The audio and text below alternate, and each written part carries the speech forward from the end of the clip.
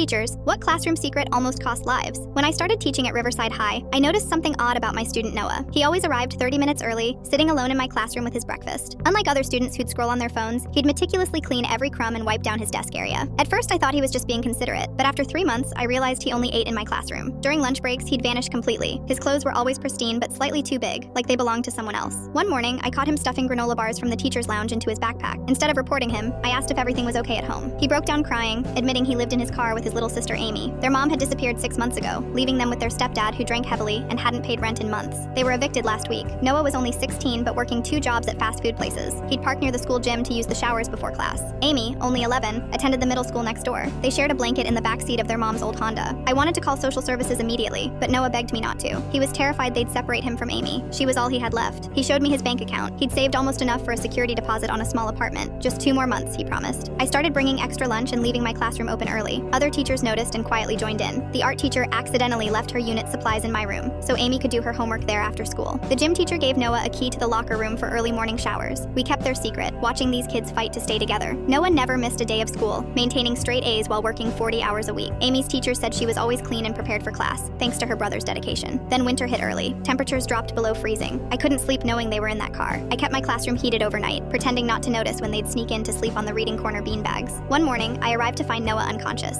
Amy was shaking him, crying. Their car's heater had broken, and he'd given her all their blankets. His lips were blue. I called 911 while the school nurse performed CPR. He had severe hypothermia. The truth came out at the hospital. But instead of separating them, something amazing happened. Our school secretary and her husband had been trying to foster for years. They took in both siblings that same week. Noah finally got to quit one of his jobs. Amy had her own bed for the first time in months. But the real shock came 2 weeks later. Police found their mom states away, living with some boyfriend. She tried claiming custody, showing up at school making a scene. Noah had kept every receipt, every bank statement showing how he'd provided for Amy. He had documents proving their mom's abandonment, text messages showing she'd ignored their pleas for help. The judge took one look at the evidence and terminated her rights on the spot.